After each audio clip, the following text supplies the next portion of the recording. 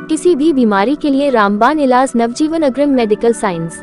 जी हां, आपको बता दें कि बोरीवली पश्चिम में गोराई गार्डन के सामने Navjeevan global heart and health centre पर आपके सभी रोगों का इलाज उपलब्ध है। बता दें, एक प्रेस कॉन्फ्रेंस के दौरान डॉक्टर एम.जी. देसाई और डॉक्टर हीरल शाह ने इस बात की पुष्टि करते हुए जानकारी दी है।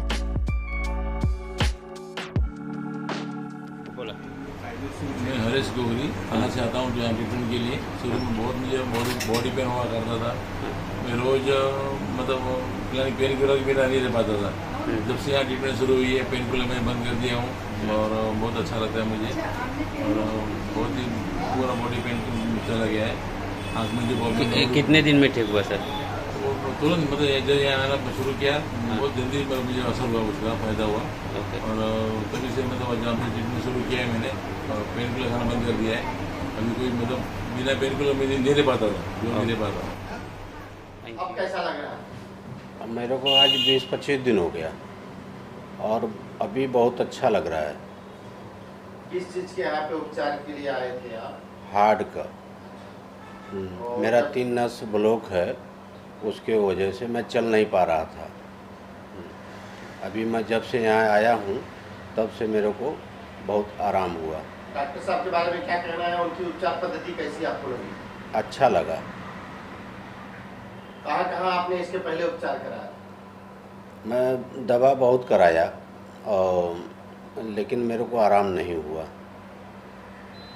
यहाँ कैसे आए आप, कैसे पता चला? मेरे को एक मेरे लड़के का दोस्त का उसका पिताजी को हुआ था ऐसा, वो कराए, यहाँ पर कराए, बहुत अच्छा हो गए और तो मेरा लड़का मेरे को यहाँ भेजा।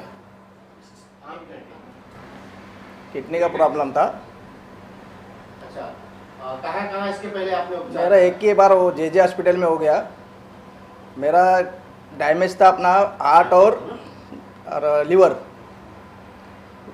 का और हार्ट का प्रॉब्लम था और मेरा दोनों किडनी फेल था। लीवर और मेरा हार्ट का उधर प्रॉब्लम सही हो गया जे हॉस्पिटल में। फिर उसने बोला कि तेरा डायलिसिस करना पड़ेगा खून का, तो मैंने नहीं किया, उधर से भाग के आ गया घर पे। यहाँ आया, यहाँ का मेरा भतीजा को मालूम था कि 14 साल पहले उसने 2 किडनी का वो भी केम से भाग के आया था, इधर ही आया था। 14 साल पहले किया था उसने, तो मेरे को इधर ही लेके आया।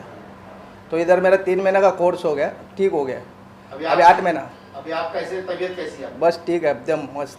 आम जनता को क्या संदेश देंगे? नहीं, अच्छा है, उपचार के लिए अच्छा है हॉस्पिटल, किडनी के लिए और अपना और हार्ट के लिए, कैंसर के लिए बहुत अच्छा हॉस्पिटल है, इलाज सही से होता है इधर। Doctor MG. देसाई के बारे में क्या कहना है? एकदम 1 नंबर डॉक्टर है, सब इलाज अपना दिमाग से ही करता है। अपना नाम बताइए। हाँ, नंदा संजय बर्डे। अच्छा, आप किस बीमारी के उपचार के लिए यहाँ नवजीवन में? म्हणजे हाडं इतनी सगळी वीक झाली होती आणि माझी तब्येत एकदम सिरियस झाली होती, पण मी इथे आल्यावरती मला खूप बरं वाटलं। 1-2 बाटलीमध्येच मला बरं वाटायला लागलं। तर मी हा कोर्स कंप्लीट करते आहे आणि हा उपचार खूप चांगले चालू आहेत माझ्यावरती आणि मला फरक खूप पडला चांगला। याच्यापूर्वी कुठे उपचार तुम्ही केला? ॲक्च्युली मी आधी जीवन विकासमध्ये मला TB झाला होता, तर तिथे मी 2014मध्ये माझी ट्रीटमेंट केली पूर्ण। त्याच्यानंतर मग माझी तब्येत चांगली झाली, पण मला आता हल्ली थोडंसं म्हणजे 1-2 महिन्यापासून जरासं जास्त पाय वगैरे दुखायला लागला, मी काठी घ्यायला लागली हातात, एवढी माझी तब्येत खराब होती। पण मी इथे आल्यापासून मी काठीही सोडून दिली, व्यवस्थित चालायला लागले आणि म्हणजे माझ्यात बऱ्यापैकी फरक पडला। Doctor MG. देसाई बद्दल तुमचं काय म्हणणं आहे? खूप छान औषधं चालू आहेत इथे, खूप चांगला रिझल्ट मिळतो आणि मला फरक पडला। लोकांना काय मी सांगू शकेल की इथे यायला पाहिजे। मराठीमध्ये बोललं चालेल का? माझं नाव सुनील परशुराम खोत, मी सध्या मुंबई पोलीस येथे कार्यरत आहे। मी असिस्टंट सब इन्स्पेक्टर म्हणून काम करतो मुंबई ट्रॅफिक विभागात। तुमची काय बिमारी होती? इकडे आला तुम्ही, उपचार घेत आहे? हो बरोबर। मी या इथे आलो म्हणजे माझ्या छातीमध्ये म्हणजे दम लागत होता, मला चालताना बोलताना मला दम लागत होता, तर त्याकरता मला इथे यावं लागलं औषधोपचार करण्यासाठी। Doctor MG. देसाईची जी उपचार पद्धती आहे हो, कशी आहे? ही उपचार पद्धती अतिशय चांगली आहे। लोकांना काय मेसेज देणार? लोकांना मला एवढंच मेसेज द्यायचा आहे की शक्यतो आपण बाहेर कुठेही हॉस्पिटलमध्ये उपचार करण्यापूर्वी प्रथम आपल्या डॉक्टर देसाई साहेबांच्या क्लिनिकला भेट द्या, तिथे उपचार करून बघा आपण. इसमें जो प्रतिसाद है, जो रिएक्शन है दवा की और पेशेंटों के ठीक होने में, वो बेहतरीन है. ये जो दवाई है वो बहुत सही तरीके से और अच्छी तरीके से काम करती है. उसका कारण ये हो सकता है कि ये अब तक जितनी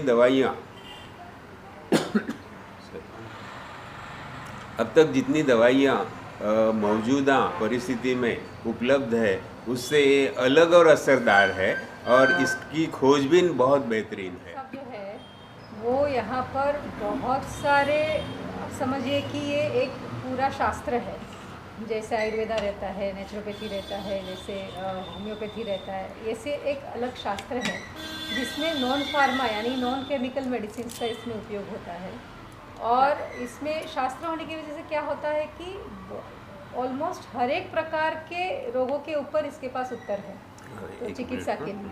तो आपका पहला जो सवाल था जिसका मैंने अधूरा या तो जवाब देते देते आगे बातें बढ़ गई, तो उसमें ये जो दवाई है, अब तक के लिए जितनी भी दवाई बनाई जाती है, दी जाती है, वो सब दवाई बीमारी के ऊपर काम करने वाली ढूंढी गई. आपके सवाल का जवाब ये सही रहेगा कि हम लोगों ने पेशेंट के शरीर को ट्रीट करना छोड़ दिया है और बीमारी के ओर ज़्यादा ध्यान देते. वो टाइफाइड है कि वो टीबी है कि वो डिसेंट्री है कि वो न्यूमोनिया है, तो हम उसके ऊपर दवाई कई सारी निकाल रहे हैं, बार बार निकाल रहे, और वो बार बार फेल होती है क्योंकि शरीर में ताकत नहीं है, फाइटिंग पावर नहीं है.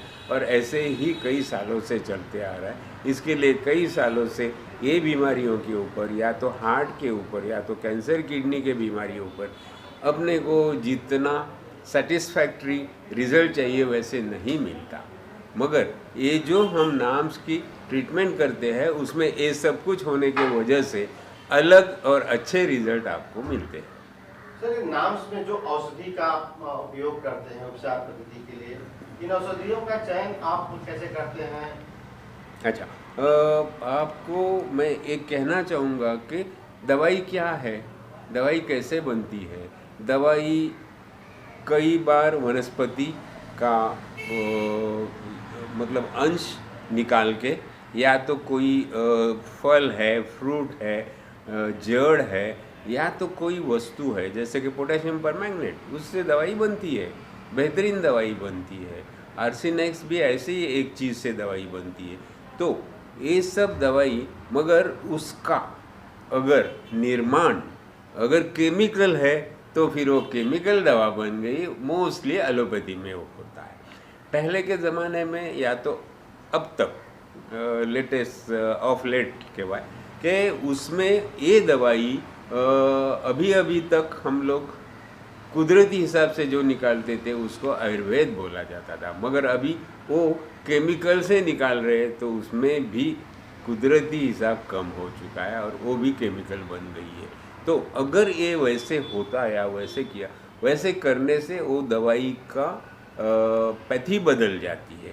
फिर उसको एलोपैथी बोला जाता है. अगर वो अल्कोहल बेस होगा तो उसको होम्योपैथी बोला जाता है. शुद्ध नैसर्गिक स्वरूप में होगा तो उसको आयुर्वेद बोला जाता है. वैसे ही कम ज़्यादा पिक्चर लेके ये अलग अलग. वैसे हमारा शास्त्र जो है उसमें ना अल्कोहल है, ना उसमें केमिकल है, ना उसमें कोई अशुद्ध या तो एक्सट्रैक्शन मेथड से कुछ डाला गया है. तो उसके वजह से वो शुद्ध नैसर्गिक रूप में आता है और वो बेहतरीन रीत से शरीर को रिपेयर कर देता है. तो सरकार ने भी पहल की है इस क्षेत्र में, कई मान्यताएं दी है आयुर्वेद को, कई प्रकार के ऑपरेशन जो है अब कर सकते हैं आप लोग, उस बारे में आपकी क्या? हाँ, आयुर्वेद में अभी तक ऑपरेशन मना है, मगर वो पहले के हिसाब से, पहले जैसे बिना शस्त्र के कई सारे ऑपरेशन है. जैसे कि क्षार सूत्र आपने सुना होगा, ये ऑपरेशन है. ये एक क्षार डोरा लेके पाइल्स को गांठ बांधी जाती है। तो उसमें क्या होता है कि जो पाइल्स होता है वो निकल जाता है बवासीर, और जहाँ गांठ बांधी होती है वो एक जान होके लेवल में आ जाता है। जैसे कि ये गांठ है पाइल की, अगर इसको यहाँ बांध के क्षारसूत्र छोड़ा दिया जाए तो ये सीधा हो गया। वो ऑपरेशन, ऐसी कई सारे ऑपरेशन हम आयुर्वेद में करते हैं, जैसे कि सोडा बाइकार्ब है या तो मैक्सेल्फ है, ये उसको केमिकल कॉटरी बोला जाता है। वो फोड़े के ऊपर बांध दो, उसको पट्टी मारो, 3 दिन छोड़ो, या तो फोड़ा गल के रिपेयर होके निकल जाता है या तो बैठ जाता है। ये सब बेहतरीन ऑपरेशंस है। तो आपने जो बोला कि सामने जो सुनेगा उसके दिमाग में ऑपरेशन बोला तो कैची वैची नहीं आना चाहिए, इसके लिए मैंने एक्सप्लेन कर दिया।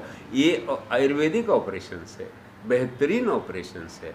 तो ये यस। और दूसरा आपने क्या पूछा मुझे कि सरकार ने आयुर्वेद में कर दिया है तो दबा रहा बराबर। तो यही ऑपरेशन से मैंने बताया ना कि आपको अभी क्षारसूत्र से 7 दिन में, और ये मैक्सेल्फ से 2-3 दिन में, और कई सारे ऐसे कई सारे लेप है जिससे हड्डी गली हुई, हड्डी खराब हो गई, जॉइंट बिगड़ा हुआ, 7 दिन में 8 दिन में एकदम ठीक ठाक हो जाता है। ये सब ऑपरेशन अभी हो सकता है कि सरकार ने मान्यता दी है इसको, मगर ये सब बेहतरीन और ज़रूरी चीज़ें आयुर्वेदा में भी है, उसको स्वीकारना चाहिए और उसको पुश करना चाहिए, उसको आगावा देना चाहिए, ये मुझे लगता है। नाम्स भी काफ़ी रिसर्च कर रहा है इस क्षेत्र में, आपने काफ़ी खोज की है कई दवाओं की, इस बारे में क्या बताना चाहेंगे हम लोग? हाँ, तो हम यही कहना चाहें कि ये जो बिना शस्त्र के जितने अच्छे ऑपरेशंस है, शस्त्रक्रिया आपको खाली इमरजेंसी और बहुत लास्ट स्टेज पे रखना चाहिए। बाकी और इमरजेंसी जैसे कि एक्सीडेंट्स है, जैसे कि अपेंडिक्स फट गया है, तो ऐसे चीज़ों में आपको शस्त्र उठाना ही उठाना है। मगर जब तक ये नहीं है, जब तक आयुर्वेद है, हमारे खोजबीन से बनी हुई ये है शल्य क्रिया है, जो जिसको अपन बोलेंगे अभी कि उसको शल्य क्रिया मतलब ऑपरेशन बोलेंगे, ये भी हो सकता है और बहुत अच्छी तरीके से हो सकता है। ये सबसे आगे जा सकता है और ज़्यादा से ज़्यादा लोगों को ये ठीक कर सकता है। अपने जैसे देश में जहाँ इतना आराम से बहुत सारा पैसा लोगों के जेब में नहीं है, तो ऐसे लोगों को यही एक बेहतरीन शास्त्र, जब आप दोगे पैसे के बारे में कम खर्चे में दोगे तो कम अच्छी दवा नहीं होनी चाहिए, वो बेहतरीन दवा और कम खर्चे। मैं तो ये कहता हूँ कि 4 गुना असरदार, 5 गुना असरदार और पैसा आधा या पाँव, ऐसे कुछ अगर हम अपेक्षा कर रहे हैं, इच्छा कर रहे हैं, तो ये होना चाहिए कि जो जैसे नाम्स की है, या तो आयुर्वेद को और बढ़ावा दे दो और फिर बाद में उसको लोगों को उपलब्ध करा दो, होना चाहिए और ये हो सकता है। असाध्य रोग जैसे हैं, हम उससे बात करें, कैंसर है, टीबी है, ऐसे कुछ जो ज़्यादा हो जाते हैं, उनके चरण बढ़ जाते हैं, ऐसे अगर मरीज आपके पास आना चाहें तो किस तरह से संपर्क करेंगे आपसे और उनका उपचार जो है कैसे हो पाए? अच्छा, ये जो आपने बातें की ये कम प्रसारित है, लोगों को कम ज्ञात है, और इसीलिए और कई बार कई सारे कानून और रुकावटें ऐसी होती है कि हम लोगों को भी डराया जाता है कि ये कानून में बैठता नहीं है। तो हम एक जागरूक इंसान भी है, देशवासी भी है और देश के अच्छे नागरिक भी है, तो हम ये भी देखते हैं कि भाई ये कानून भी हमसे तोड़ा नहीं जाएगा। मगर वो करते समय वो कानून ऐसे नहीं होना चाहिए कि आप लोग नई दवा की खोज नहीं करें, नई दवा का लोगों को निर्माण करके दे नहीं, तो वो भी होना चाहिए, तो ही लोग ठीक हो जाएंगे। और मैं थोड़ा सा नसीबवान हूँ कि मैंने जितनी दवाई निकाली वो प्रचलित खान पान से बनी गई है, तो कोई उसमें ऑब्जेक्शन लेने जैसा है ही नहीं है। कोई वो अनाज से बनी है, फूल पौधों से बनी है, जो फलों से बनी है, जो खाए जाते, मगर कई बार ऐसे नहीं होता। कई बार आपको उसकी एलर्जी, उसे डेथ होना, उससे कुछ तकलीफ़ होना, ये हो सकता है, तो उधर कानून ज़रूरी है। मगर अच्छाई के लिए उसकी परमिशंस, उसको पहले एनिमल्स पे ट्राई करें, और चूहे हैं, गिनी पिग्स है, इनके ऊपर ट्राई करके फिर इंसान को देना चाहिए। ये बात सही है, मगर जैसे भी हो अच्छी दवाई का निर्माण होना चाहिए। अच्छा, तो आहार और नाम शास्त्र और आहार ये बिल्कुल एक जान और एक चीज़ है। इसमें जो हम दवाई देते हैं वो आहार से बनी हुई है, जबकि चूँकि ये दवाई आहार से बनती है तो आपका आहार गलत जा रहा है, जब भी आपका शरीर में प्रॉब्लम पैदा हो गया। अगर वो होने के कारण आपको बीमारी आ रही है तो हमें क्या करना है कि आपका आहार सीधा करना है, और जो दवाई बनती है वो सेटलर दवाई है। आपका आहार है, आपका शरीर है, आपका डेली लाइफस्टाइल है, तीनों में सुधार लाने वाली चीज़ें हैं। तो आहार एकदम ज़रूरी है, बहुत ज़रूरी है कि जिसको सही किस्म से पाला जाए और उसको स्वीकारा जाए। मैं 2 शब्द इसके बारे में कहना चाहूँगी। डॉक्टर साहब के हाथ के नीचे मैंने आहार शास्त्र का स्टडी किया है। तो आहार शास्त्र में क्या देखा है मैंने कि कैसे पता चले कि आहार आपका अच्छा बराबर जा रहा है कि नहीं जा रहा है। तो एक छोटा सा सीधा सा मैं बात बताऊंगी आपको कि अगर आपके शरीर में कुछ भी तकलीफ़ नहीं है तो आपका आहार जो जा रहा है वो सही जा रहा है। अगर आपके शरीर में छोटी छोटी तकलीफ़ें हैं तो आपका आहार जो है वो छोटा छोटा प्रमाण में गलत जा रहा है। अगर बड़ी कोई तकलीफ़ हो रही है शरीर के अंदर तो आपका आहार बहुत सारा मिस हो रहा है या तो गलत जा रहा है, उस प्रमाण से बड़े प्रमाण में आपका आहार गलत जा रहा है, तो वो सीधा प्रमाण रहता है। दूसरी सीधी बात यह है कि जो आप पेट में डालेंगे वो आपके खून में जाएगा, तो फिर आपका जो रोग है वो बढ़ेगा या तो कम होगा। अगर जो आहार की प्रकृति जो है वो आपके शरीर में रिपेयर करने वाली हो या आपके शरीर की प्रकृति से मैच होने वाली हो तो फिर रोग भी कम होता है। और अगर वो आहार विरुद्ध है, आपके प्रकृति के विरुद्ध में जा रहा है, तो फिर रोग बढ़ता भी है उससे। तो ये सब चीज़ें हमने आहार शास्त्र में देखी हुई है। और दूसरे आहार शास्त्रों से, दूसरे जो भी पैथी से, उसके यहाँ पर बहुत डीप रिसर्च किया गया है आहार शास्त्र के लिए। तो हर एक चीज़ आपको क्या चलता है क्या नहीं, राई चलती है, मेथी चलती है, कौन सी चीज़ आप खाते हैं, कितने बजे खाते हैं, तो लाइफस्टाइल और आहार का बहुत सारा प्रभाव अपने शरीर के ऊपर और रोगी के शरीर के ऊपर रहता है। तो वो हम हर एक व्यक्ति को सिखाते हैं, हर एक पेशेंट को इसके बारे में नॉलेज देते हैं और वो करवाते हैं। 1-2 बार पढ़ा है, जाना है, और ये मेरी पक्की धारणा है कि अपना जो शास्त्र चल रहा है, जो प्रचलित है, जो ज़्यादा फेमस है और ज़्यादा प्रसिद्ध है, वो शास्त्र बदलने की या तो उसमें बदलाव लाने का समय आ चुका है। कई साल तक, दशकों में कई सारे अपने कैंसर पेशेंट गुजर गए हैं। शायद एक भी पेशेंट 100 में, 200 में, 1000 में बचता नहीं है। हाँ, कम ज़्यादा उसको समय मिलता है। ऐसी चीज़ें हम कहाँ तक खींचें? अगर मैं डॉक्टर के अलावा एक इंसान, एक नागरिक तरीके से विचार करता हूँ तो मुझे ऐसे लगता है कि मेरे फैमिली में, मुझे या मेरे नज़दीक वालों में किसी को ऐसी बीमारी न हो जिसका कोई इलाज नहीं। और ऐसी कई सारी बीमारियाँ, करीब करीब सब बीमारियाँ जिसके ऊपर इलाज नहीं है, वो सब लाइलाज है।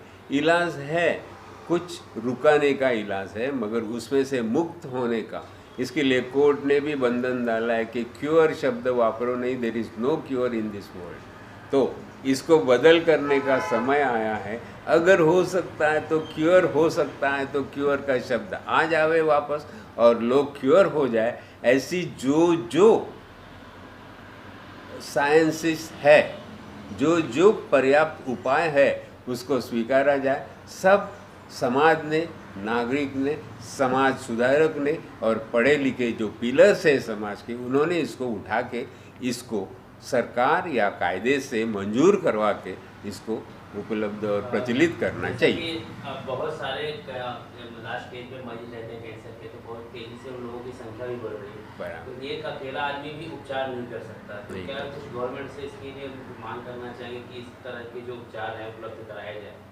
आप जो कर रहे हैं तो हाँ, नहीं बोलिए, आप पूरा करिए ना। जो आप कर रहे हैं इस तरह के और भी कई जगह पे इस तरह का सिस्टम चालू किया। नहीं, आपका कहना जो है मैं समझ गया, उसका मैं सही किस्म से जवाब देता हूँ आपको। हमारा कार्य जो सफल हो चुका है उसको नहीं अपनाने से या तो उसमें लेट होने से उसमें देर होने से क्या हो रहा है कि ये उपलब्ध शास्त्र लोगों को दिया नहीं जा रहा है। मैं जानता हूँ, मैं पहचानता हूँ, मैं करता हूँ, काफ़ी सारे लोग ठीक होते हैं। काफ़ी सारे मतलब कितने, मैंने मेरी पूरी ज़िंदगी में 30-35 हज़ार की, ऐसे आंकड़ा ज़्यादा भी लगता है, मगर अपनी देश की संख्या कितनी है?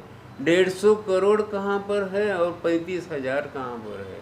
तो इतना सब देश, बड़े देश की लोगों को, प्रजा को ठीक करने के लिए क्या चाहिए? डॉक्टर्स चाहिए, यूनिवर्सिटी चाहिए, इसको पढ़ाया जाना चाहिए। तो हमारी मांग वही है। हम कब से इसके पीछे है, इससे झगड़ रहे हैं, उसके लिए प्रयत्न कर रहे हैं कि भैया इसको स्वीकारा जाए, इसको मंजूर करके, तुरंत मंजूर करके इसके ऊपर यूनिवर्सिटीज़ में डॉक्टर पैदा किए जाए।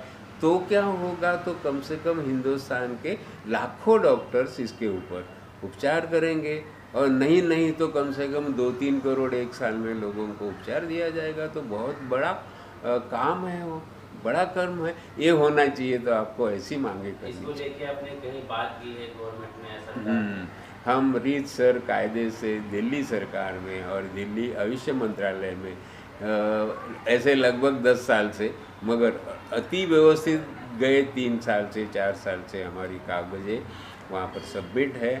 वहाँ आईडीसी कमेटी नाम की एक कमेटी होती है, वो फाइनल होती है। उसके पहले के सब स्टेप्स हमारे पूरे हो चुके हैं। बस कि आईडीसी कमेटी में जितने सभ्य लोग हैं उनको वहाँ पर बैठ के इस शास्त्र को मंजूर देना, लेट करना, उसके ऊपर अभ्यास करना, जो करना है वो सजेशन करना है। वो स्टेप 1.5-2 साल से उधर ही रुकी हुई है।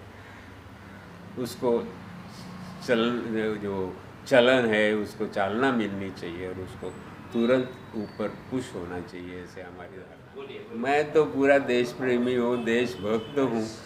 मेरी मातृभूमि, मेरे देश की मट्टी, उसकी मिट्टी और यहाँ के लोग, यहाँ का ये जो फैलाव है, हमारी जोग्राफी, ये जो है उसके बारे में मुझे बहुत बहुत अति प्रेम है।